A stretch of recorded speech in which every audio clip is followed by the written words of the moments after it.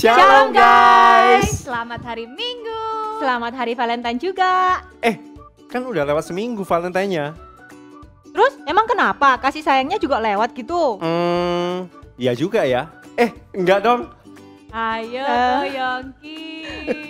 Gini-gini aku romantis loh. Masa? Iya. Coba tebak. Tahu nggak kenapa Menara Pisa itu miring? Karena gravitasi? Salah. Aku tahu. Apa? Karena sudah tua. Salah. Jawabannya karena tertarik pada senyummu. Ih, gombal. Beneran nih guys. Kan manis-manis ya 2CC kalian ini. By the way tahu nggak bedanya jam 12 sama kalian? Nggak tahu. Ayo tahu nggak? Jawabannya adalah kalau jam 12 itu kesiangan, tapi kalau kalian itu kesayangan. Nah, udah mulai hot kan ya? Sekarang kita akan mulai ibadah sekolah minggu GKA Elion versi Online. Yuk mari kita berdoa. Selamat pagi Bapa, kami mengucap syukur atas penyertaan-Mu pada istirahat kami sepanjang malam. Dan sebentar lagi kami mau beribadah.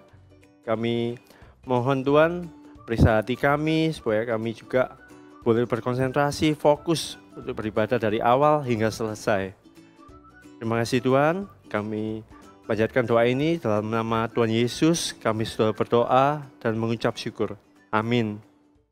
Guys, udah dengar berita ada bencana di mana-mana nggak? Gunung meletus, banjir, longsor, gempa bumi. Satu lagi C. Apa? Dompet kosong. Bener. Kalau itu mah ya semua. Padahal ya COVID aja lo belum selesai. Vaksin itu masih banyak yang takut. Memang sih, kalau bersandar pada keadaan di dunia ini, kita pasti selalu punya alasan untuk takut ya. Betul, karena itu jangan menaruh harapan besar pada apapun yang ada di dunia ini. Karena hanya Allah sumber kuatku.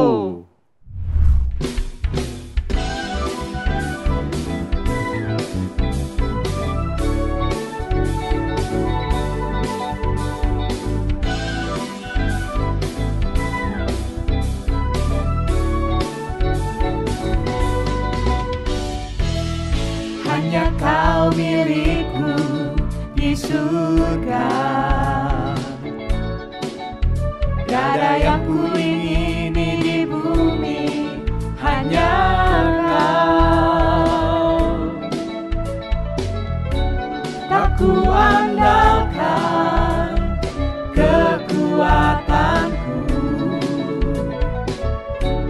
namun yang pasti Kau tetap selamanya, Allah sumber kuatku, Allah sumber kuatku, Allah sumber kuatku dan bagianku selamanya, selamanya.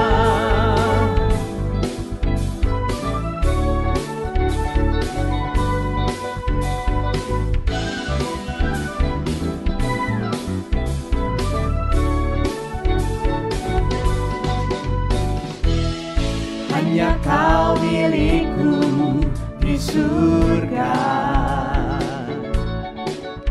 Tiada yang ku ingini di bumi, hanya kau. Tak ku andalkan kekuatanku,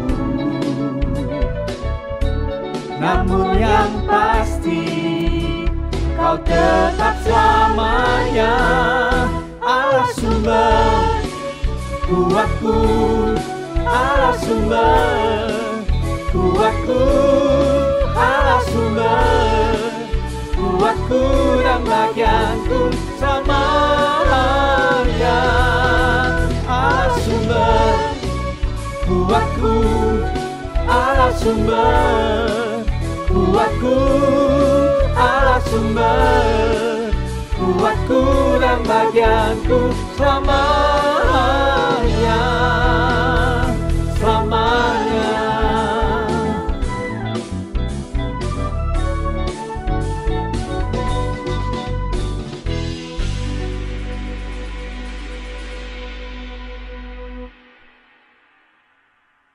Guys, Ko Yongki mau ajarin nih satu teknik jadi orang yang romantis. Mulai. Tapi syaratnya ada 2.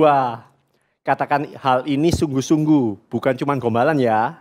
Yang kedua, sampaikan ini pada Tuhan. Wah, menarik juga. Iya. Apaan sih Ko Yongki?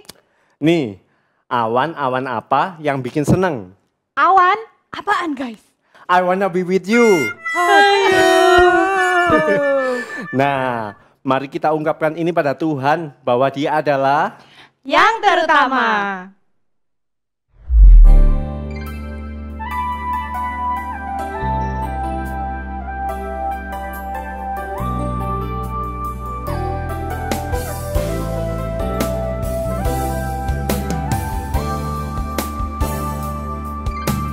Yang terutama di dalam hidup ini, meninggikan nama Yesus.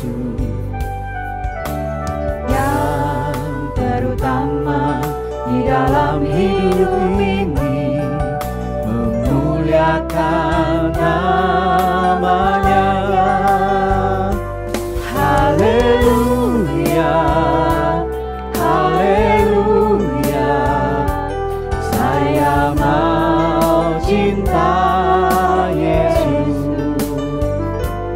Haleluya, haleluya, saya mau cinta Yesus.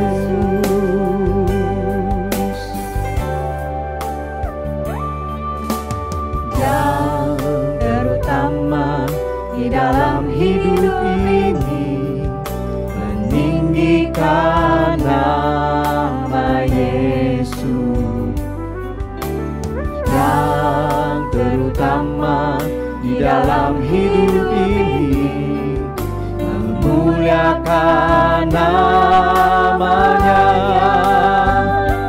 Haleluya, haleluya, saya mau cinta Yesus. Haleluya, haleluya, saya mau cinta Yesus.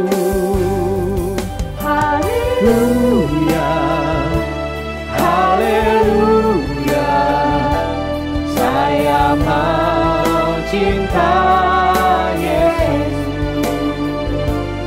Haleluya, haleluya, saya mau cinta Yesus.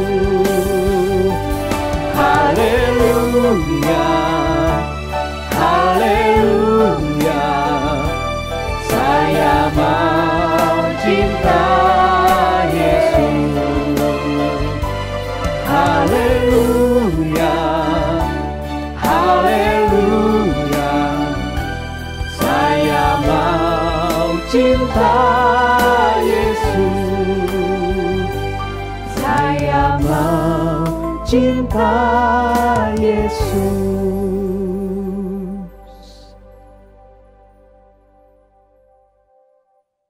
Guys, menurut kalian boleh nggak sih kita itu berbohong demi kebaikan? Emangnya ada bohong yang baik? Ya misalnya gini nih ya, ada yang nembak menyatakan perasaan. Aku sih nggak suka, tapi jawabannya kayak gini. Kamu terlalu baik buat aku.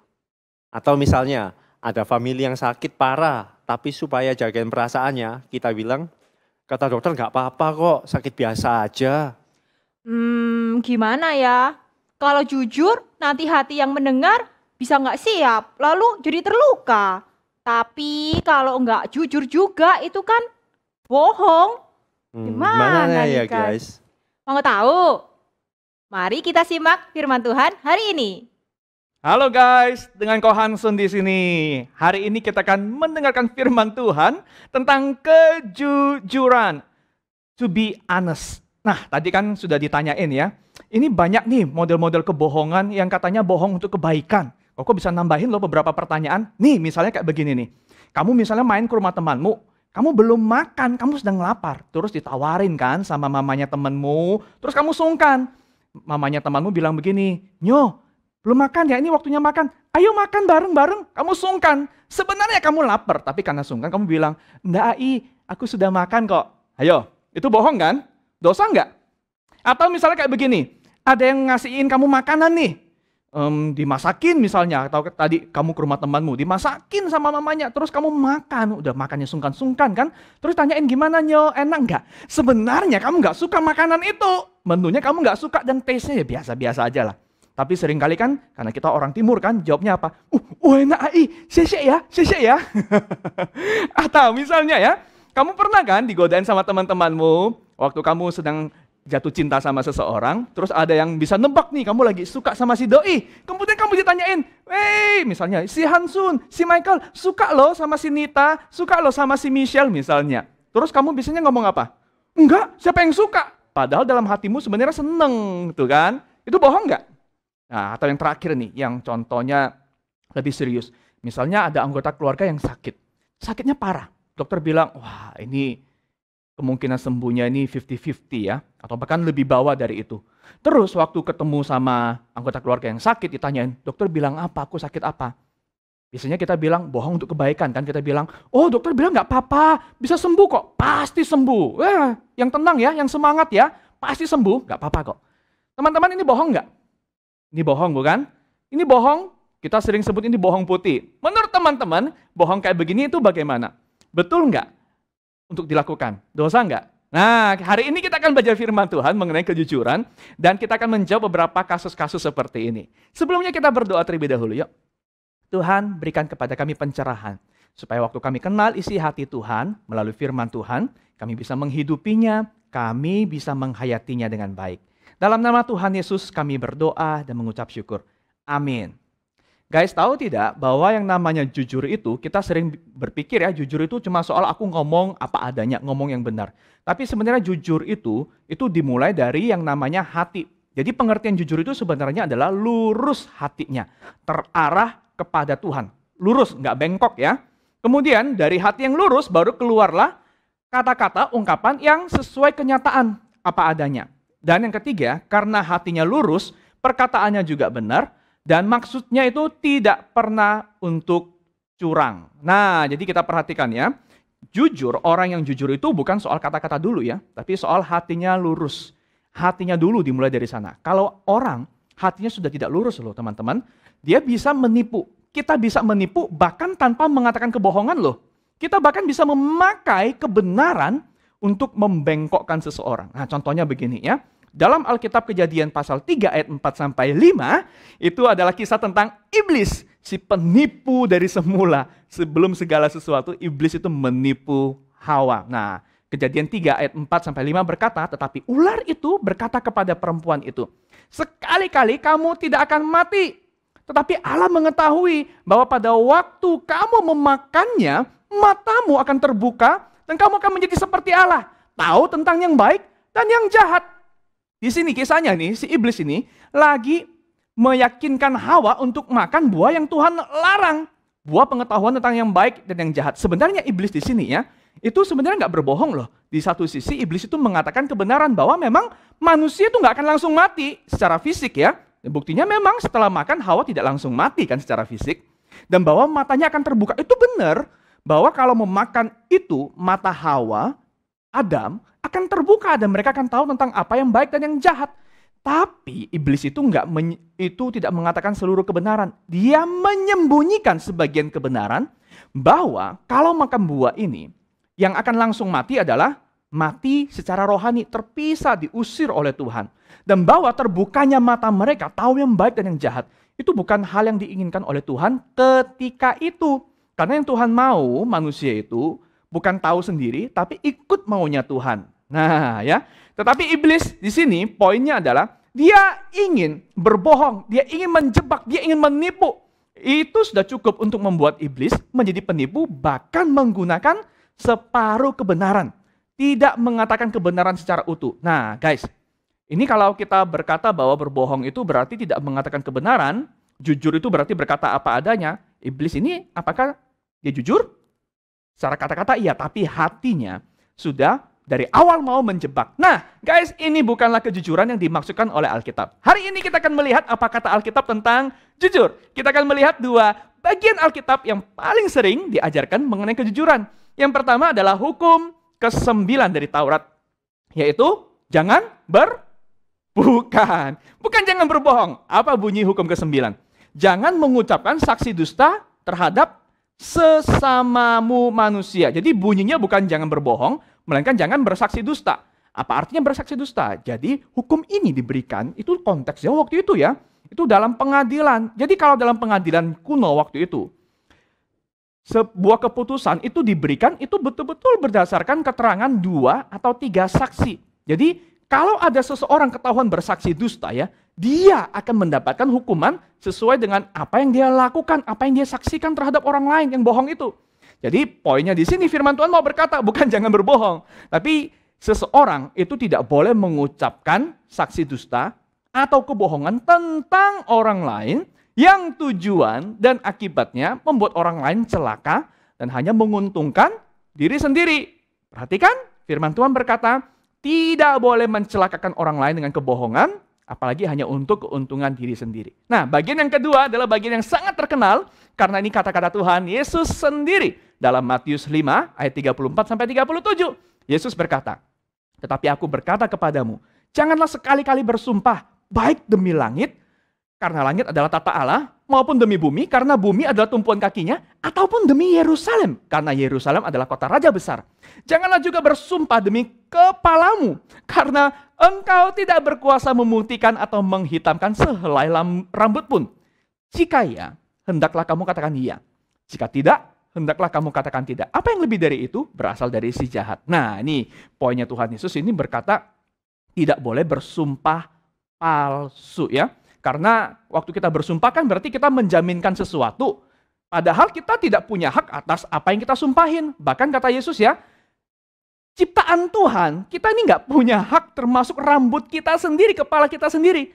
Kita misalnya, sungguh kalau aku misalnya bohong ya nanti aku begini. Padahal yang kita miliki ini, yang kita rasa kita miliki, itu bukan milik kita, itu dari Tuhan. Jadi yang dilarang, ini sebenarnya bukan sumpahnya, tapi sumpah yang palsu. Karena waktu kita bersumpah palsu, kita menjaminkan sesuatu yang bukan punyanya kita untuk menutupi celah kita. Maka kata Tuhan Yesus begini, kalau kamu betul-betul mengatakan kebenaran, tidak usah pakai jaminan apapun. Ya katakan iya. Tidak, ya katakan tidak. Ini mungkin mirip hari ini ya. Kalau kita mau meyakinkan seseorang, orang lain nggak percaya sama kita bilang apa? Swear sambar geledek, sungguh mati. Sungguh nanti aku kelindes motor kalau aku nggak bener. Ya kan? Kita tujuannya supaya orang lain percaya sama kita. Tapi Yesus berkata, menyatakan kebenaran itu adalah sebuah keharusan. Apapun resikonya. Tidak usah pakai sumpah-sumpah atau menjamin apapun. Tapi kalau di pengadilan bersumpah, tidak boleh bersumpah palsu. Nah guys, yang Alkitab ajarkan kepada kita adalah waktu mau berbicara tentang kejujuran, itu bukan dimulai dari kata-kata, tapi dari hati. Hati kita harus sesuai dengan hatinya Tuhan. Jadi kita berpikir untuk kebaikan orang lain, dan bukan hanya berpikir untuk kebaikan sendiri. Karena seringkali apa yang mesti membuat kita nggak berkata jujur dan berbohong, kita seringkali demi melindungi diri sendiri, bukan? Kok pernah berbohong? Tentu saja. Dan itu dosa. Kok pernah misalnya merusak barang punya keluarga, memecahkan piring dulu di rumah. Dan waktu ditanya, apa itu? Apa yang pecah? Nah, Koko nggak menyalahkan orang sih, tapi sering Koko bilang begini, nggak tahu itu kayaknya, nggak tahu, kucing kali atau jatuh sendiri. Nah, padahal yang mecahin itu Koko. Kenapa Koko berbohong? Karena Koko ingin melindungi diri sendiri, supaya tidak dianggap buruk, atau bahkan tidak disuruh ganti rugi. Nah, waktu kita berbohong, sebenarnya kan kita cenderung berpikir untuk diri kita sendiri ya. Tapi tahu tidak bahwa Alkitab mengajarkan, jujur itu adalah sebuah keharusan, menyampaikan kebenaran. Tapi bukan dimulai dari kata-kata, melainkan dari hati. Nah, kalau menyampaikan kebenaran adalah sebuah keharusan, kalau begitu apakah kita di mana-mana itu ngomong apa adanya? Misalnya nih ya, Koko misalnya tadi itu ya, kasih contoh-contoh tadi ya. Ada mamanya teman kita ngasih makanan dan kita bilang gak enak, lalu kita bilang, ini gak enak, mau muntah aku. Nah, itu jujur ya. Apakah seperti itu? Atau misalnya dokter bilang, waduh nih kerabatmu nih kena kanker, kayaknya nih 1 bulan lagi waktu hidupnya. Lalu kita bilang, kita masuk ke kamar pasien, kita bilang, entah keluarga kita bilang, kata dokter hidupnya AI atau Susu tinggal 1 bulan. Teman-teman, ini juga tentu tidak benar. Kenapa? Karena begini, kebenaran itu memang harus disampaikan, tetapi kebenaran, kejujuran itu tidak berjalan sendiri. Ada partnernya, ada partner dari kejujuran, yaitu namanya adalah kasih dan kebijaksanaan. Karena tanpa kasih dan kebijaksanaan, kejujuran itu seringkali menghancurkan, bukan membangun dan memulihkan. Tapi dengan kasih dan kebenaran, kejujuran itu akan memulihkan. Nah, contohnya begini ya, kalau misalnya kamu kerja kelompok, karya temanmu tuh jelek banget. Kalau kamu sekedar jujur, kamu akan bilang begini, kamu nih bodoh banget sih, masa gitu aja nggak bisa? Aku nggak mau lagi kerja kelompok sama kamu. Kamu nggak akan jadi orang yang menyenangkan, teman-temanmu nggak akan suka sama kamu sepintar apapun kamu. Tapi dengan kasih dan bijaksana, kamu tetap perlu menyampaikan kebenaran, tapi dengan kalimat yang lebih membangun. Misalnya kamu bisa ngomong begini, ini kayaknya bisa lebih baik lagi kok untuk lain kali. Next time kita bikin lebih baik ya. Kalau ada yang kamu nggak bisa, ngomong aku, nanti aku tak bantu. Tapi kamu juga harus kerja. Tuh, temanmu waktu dengar kamu kayak begitu, ngomong kayak begini, lain kali bisa lebih baik kok. Dia nangkep kok bahwa ini standarnya kurang baik, tapi lain kali kamu mau bantu dan akan jadi lebih baik. Atau misalnya tadi konteks makanan yang nggak enak itu ya. Kalau memang makanannya nggak sedap, kamu tidak perlu muji-muji berlebihan. Enak kok, enak sungguhan. Tapi ditawarin lagi, cukup aku sudah kenyang. Kamu akan tutupi kebohongan dengan kebohongan berikutnya. Apa yang bisa kamu katakan? Kamu ngomong aja, Sheshe, hebat ya bisa masak seperti ini. Buat yang suka menu ini, pasti cocok ya. Nah, kalau semakin kamu dekat dengan seseorang, semakin kamu bisa terbuka apa adanya. Tapi aku kurang suka menu ini. Tapi kalau belum terlalu dekat, kamu tidak perlu menyampaikan semuanya. Tapi ingat, bukan kata-kata yang diukur sebagai ukuran kebenaran semata-mata, melainkan hatimu. Nah, contoh yang terakhir tadi ya, pertanyaan. Bagaimana kalau kita mau menyelamatkan seseorang tanpa memakai kebohongan? Misalnya dokter bilang, ini kerabatmu sakit ini, usianya mungkin tinggal 1 bulan atau 2 bulan. Bagaimana kamu menyampaikannya? Kita bisa berkata kepada anggota keluarga kita, dokter bilang ada sakit, tapi nggak usah dipikir dulu ya, kita bisa berjuang sembuh kok. Kita bisa berjuang sebaik-baiknya, asal ada semangat ya. Nanti apapun kita serahkan pada Tuhan. Jadi kamu tidak perlu merangkai kebohongan hanya sekedar untuk mengangkat hati seseorang. Karena kebohongan suatu saat akan terbongkar cepat atau lambat, dan akibatnya bukan memulihkan, tapi justru mencelakakan. Kamu tahu ada satu kejujuran yang Yesus contohkan kepada kita. Yesus jujur pada fakta bahwa kamu dan Koko, kita adalah manusia berdosa. Tuhan gak menutup-nutupi. Aku datang supaya kamu diselamatkan. Ayo percaya. Enggak seperti itu. Yesus ngomong apa adanya bahwa kamu berdosa.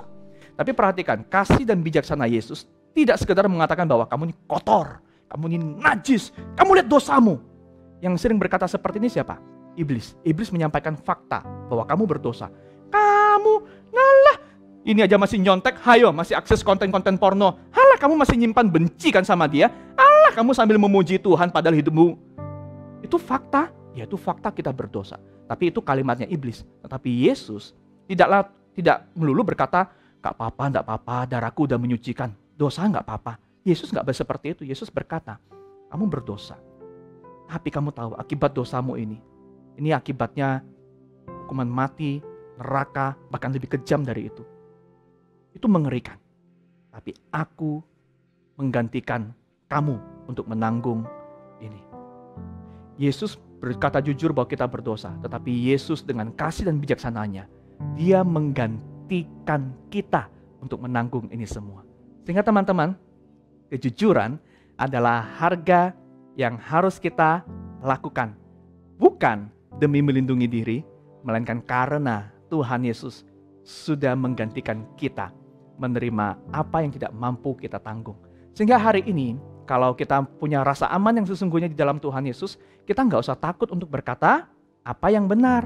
Tapi dengan kasih dan kebijaksanaan tadi, berpikir untuk menolong orang tanpa memakai kebohongan. Jadi kalau misalnya tadi ya contohnya, kamu jatuh cinta sama seseorang, atau ada yang suka sama kamu terus kamu nggak suka, kamu nggak perlu bilang kayak di film-film gitu ya, kamu terlalu baik buat aku nggak cocok buat kamu.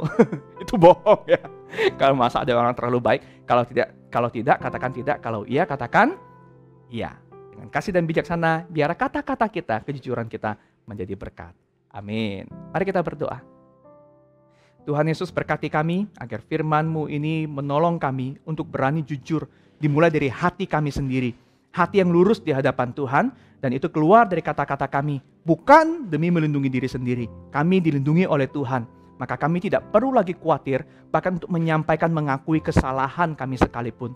Berikan kepada kami kasih dan bijaksana, supaya kata-kata kebenaran menjadi berkat membangunkan sesama kami. Dalam nama Tuhan Yesus kami mengucap syukur dan berdoa. Amin.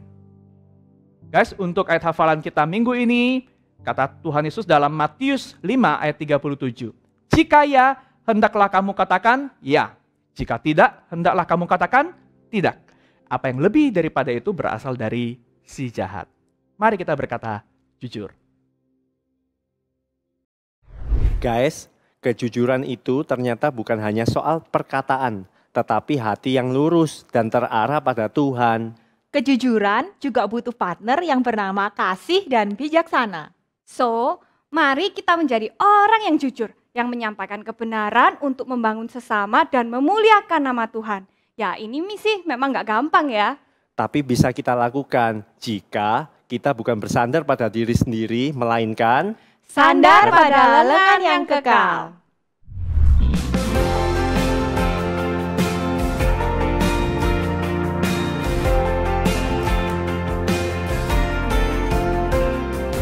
Amatlah senang dan bahagia, sandar pada lengan yang kekal.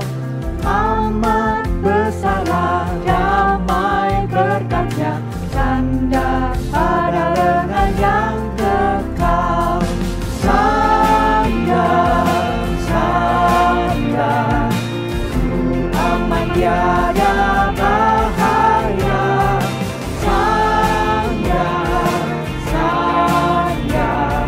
Sandar pada lengan yang kekal.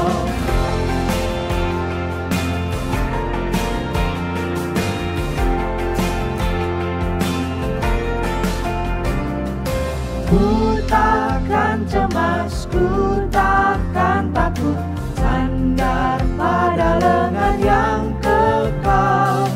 Hatiku aman, dia di sisiku, sandar pada lengan yang kekal.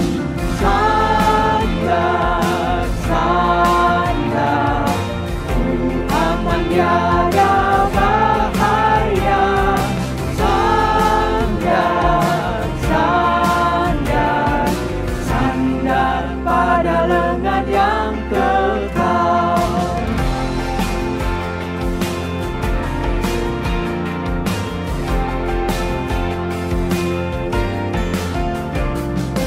Amatlah senang dan bahagia, sandar pada lengan yang kekal. Amat besarlah damai berkatnya, sandar pada lengan yang kekal. Sandar, sandar, ku aman tiada bahaya. Sandar, sandar, sandar pada lengan yang kekal.